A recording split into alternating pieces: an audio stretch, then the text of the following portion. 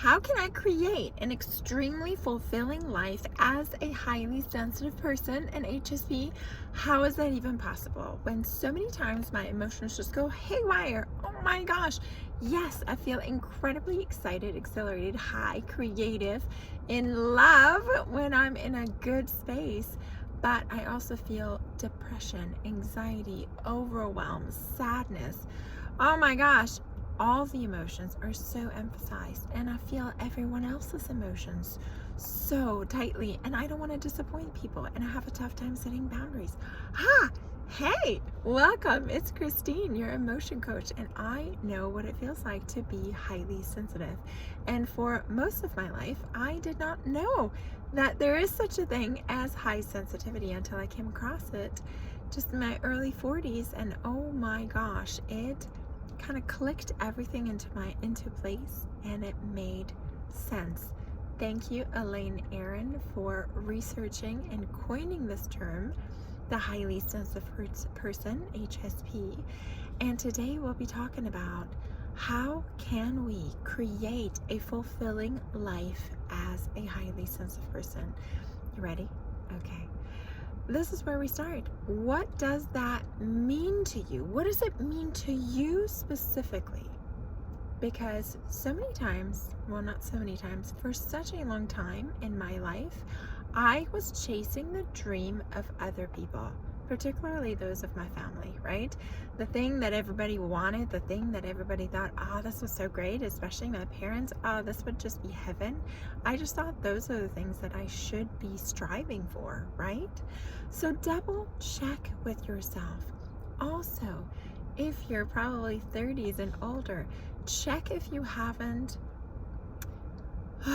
felt so beaten down by life that you are no longer willing to dream because you're afraid of the depth of disappointment that you will have to feel if it doesn't come to pass right away or in the way that you desire. Allow yourself to dream again. What would your dream life look like?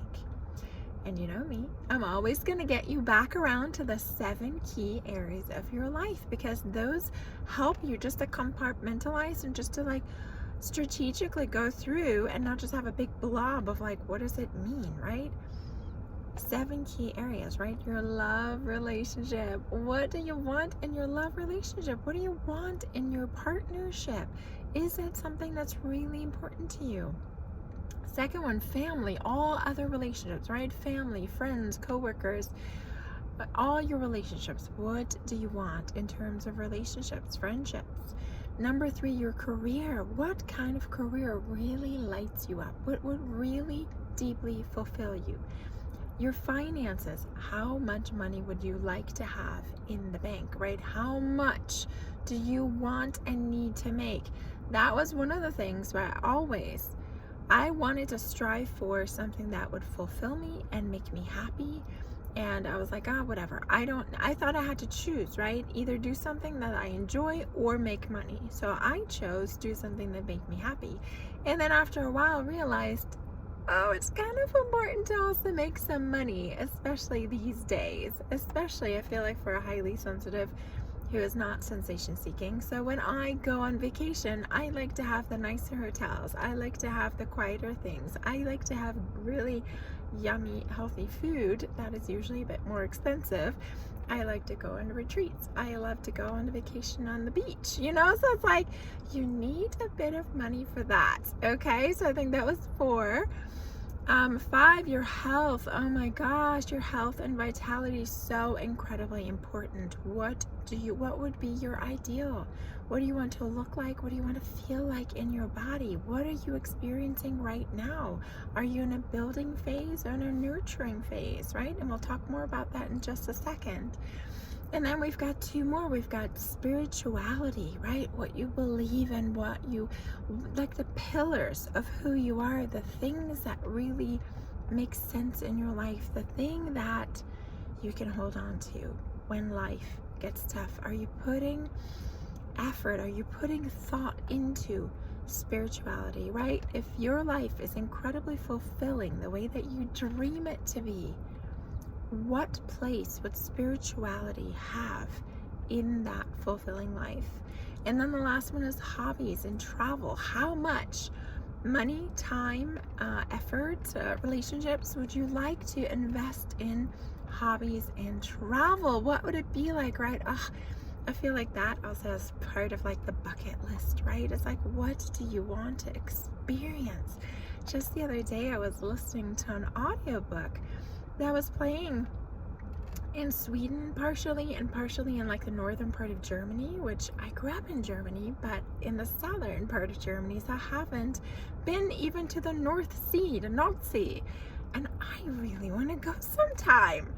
I also want to go to like Ireland sometime. So what is on that bucket list? What would a truly, deeply fulfilling life look like in this area of hobby and travel? So now that we've briefly talked about these 7 key areas, and I talk about them all the time because it just helps me as a highly sensitive get into categories of like, because otherwise it's such a big chunk, my life, my whole big life. Well, these are the 7 key areas. So what do I want in those, right? And then let's break it down even further, right? Because you're talking about your dream life, this incredibly fulfilling life. Now let's talk about what season of life are you in right now? Do you have young kids? Do you have teenagers? Do you have adult kids? Are you in a phase where you just started a new job? Are you in a phase where you are in college or studying something, right? Furthering yourself in something? Are you trying to build your own business?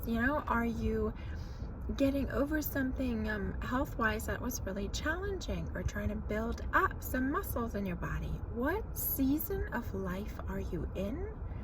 And then with this next question, what's most important this year, this quarter, this month, this week?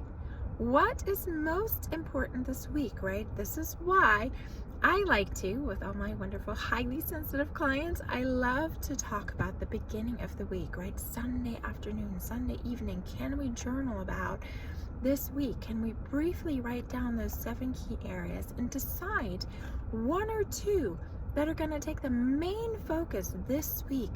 What do I want in these 1 or 2 areas? What do I want in those 2 areas? What is a small goal that I can set for myself, or a habit that I've been wanting to embody, and yet I haven't been? I've been keeping like falling off the horse. So pick 1 or 2 of those key areas, and then pick one thing of each of those, of what am I going to commit to every single day, right? It's like if you're in a season of where you're rebuilding your body, nutrition, water, what am I going to commit to every single day? Am I going to commit to 20 minutes of yoga? Am I going to commit to jumping on the trampoline, right? The rebounder for like 5 minutes, 3 times during my day? Am I going to commit to drinking a gallon of water? Am I going to commit to juicing? Am I going to commit to how much fruit or vegetables I'm going to eat that day? What is it specifically that I commit to every single day? The step that I will take towards that goal. Let's really make it really short for that week, right? The next step, well, kind of integrated with that, I always say, like, pick one goal, pick one habit, right? Pick one thing you're going to work on in this every day. And then also pick a feeling, right? When we're talking about creating an incredibly fulfilling life, that's a feeling, right? All the stuff that we think will get us there, that's just the stuff that gets us there, the means to the end. What is it that I want to feel? Which 1 or 2 emotions am I really going to hone in on this week, this day? Do I want to feel that incredible love, that just over the moon love, that giggly butterflies for the first time meeting this guy kind of love? Do I want to feel safe and nurtured and taken care of? Do I want to feel deeply at peace, at ease, knowing that all is well? Do I want to feel creative, on top of my game, passionate, excited? What feeling or feelings do you want to feel? Creating a fulfilling life starts with creating and purposely creating, and then also realizing and acknowledging and celebrating fulfilling moments. When you can, at the end of the day, realize and acknowledge, I had a couple of really great moments today. And then you can ask yourself, as highly sensitives, we love to analyze and think about things deeply. So then you can ask yourself, what happened in those moments? Was it a spontaneous, funny thing with my kid? Was it a moment where my partner was all stressed out and then he realized it and he stopped and he looked me in the eye and he said, "You're incredible. Thank you for being here. I love you so much." What was it? Was it a moment where you stepped outside and it was completely silent except for all the wonderful nature noises? Maybe you heard some wind rustling through the leaves, or a bird chirping, or you felt that sunshine on your face. You saw these gorgeous wildflowers that are blooming right now, and you just had this moment of bliss. Those are the moments that are building your incredibly fulfilling life. Somehow we always think we'll get there and we're just being nirvana 24/7. I don't quite think it happens that way. I really believe we just become more conscious and purposely create these moments and more of these moments every day, every week, until we get to this point where you're like, oh my gosh, I'm really happy and more than not. I'm really more excited than not. I'm really feeling more in love and at peace than not. And yes, there is the opposite end of it, right? I teach a lot about how not to be afraid of the bottom of the wave, right? Because sometimes we're at the high and we're already feeling this tense thing in our stomach going, oh, I don't want to come down from this wave, but I know this wave is going to eventually go down because they always do. We can't be flying high 24/7. I know it's going to come down, and I'm not going to feel this high anymore. I'm not going to feel this in love anymore. I'm not going to feel this at ease anymore. And I'm afraid of the bottom of that wave. I'm afraid of what it will feel like to be back in stress, or back in anxiety, or back in fear, or back in overwhelm. So much of what I teach is about not fearing those emotions, those darker emotions. I don't even like to call them negative because they are so insightful. They give us such great feedback about what's happening in our life and through which filters we are filtering, channeling this energy that's coming to us, right?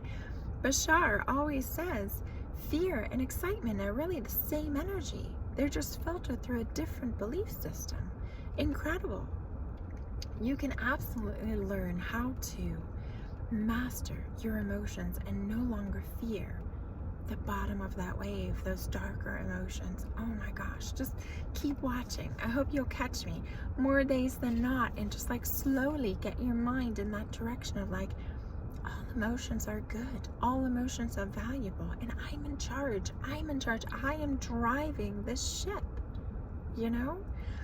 Go download my free guide. I put together a free guide called The 3 Things That Every Highly Sensitive Should Know in Order to Live a Fulfilling Life, right? Those are the 3 big pillars that I'm once these are in place, you're gonna feel like you can breathe. You feel like, oh, this is easy. I can do this. I can create a fulfilling life as a highly sensitive. I can get myself out of anxiety and overwhelm. I can get myself into those incredible feeling moments, right? I hear you. I feel like as highly sensitives, it's so easy to feel like, oh, this trait is so challenging, right? Man, this week and last week I had so much thrown at me, and I was kind of, okay, let's take a break. And you know that once you slip into that vibration of anxiety, of overwhelm, then all of a sudden everything that matches that frequency, that vibration comes to the surface, and I caught my brain going, well, what about this? Well, what about that? Well, what about that? And then you feel like you have to take care of all of it right now, which you really can't, because some of it has a longer timeline. And I was like, oh, I see where I'm at. I see what I need to do. So good to take a breath, to journal, to do that mind dump of everything that's happening in your life right now that's stressing you out. And then once again, strategically saying, what is important this week? I like to write myself a timeline for all of it, right? I just did it 2 days ago where I was like, okay, this is stressing me out. I won't get to this until 3 weeks from now, but I'm putting it on the calendar, and 3 weeks from now, I will address this. You know, this one I'll get to in 10 days. This one I'm going to take care of tomorrow. You know, when you write yourself timelines and then your brain goes back to wanting to ruminate and going like bugging you about it, it's like, I wrote that down. I have it on the calendar. I'm taking care of it. Don't worry about it, brain. You have reminded me plenty of times. I know, and I'm going to take care of it. But right now, this thing is more important. And you're coming back to focus. When you can come back to that singular focus, that is where we really, accelerate. That's really where we, what is that word? It's where we shine. It's really where we do great, because we do like to go so deep. So give yourself that gift of only focusing on one thing at a time, right? So it's only Wednesday. What are you going to focus on for the rest of the week? What is most important, right? If something seems way too challenging, way too overwhelming, way too many spinning parts, what is the most important? What is the minimum thing that needs to happen? Let's get away from that crazy perfectionism, right? This weekend, the next 6 days, I'm going to be taking care of 3 kids instead of 1 kid. Day and night. Granted, they're going to be going to school, but there's a lot happening. And I'm just like, wow. And I was like, okay, I don't have to do everything perfect. It's not going to be all perfect. There are going to be a lot of emotions with all these kiddos. What is the bare minimum? What's the basic thing? What's the most important thing that has to happen, right? And that was like food, right? They need to be fed, and they need to be safe, right? They need to be driven to the places at the right time, you know? So it's like, what is the bare minimum that needs to happen? And everything else is a bonus. Everything else is extra, right? Because once you open that space for yourself and you're no longer in overwhelm, wow, your brain is incredible, and it's going to send you the right things at the right time. You're going to be tuned in, tapped in. Your higher self is going to be like, yeah, do that now. Yeah, do that now. Oh, no, take that road, because the other one's not going to be any good. You are going to be flying once we can get you back down into connection, back down into feeling good in your body, in your mind, in your soul. As a highly sensitive, I really do believe that we as highly sensitives are meant to give to this world, to have something so great to share with this world. But so often we get stuck in overwhelm. So let's work on that. Let's do this incredible work. Thank you for listening to this all the way through. You are doing the work. We can do this. We have a lot to give to this world. So let's get empowered. We can do this, highly sensitives. Alrighty, I'll see you tomorrow.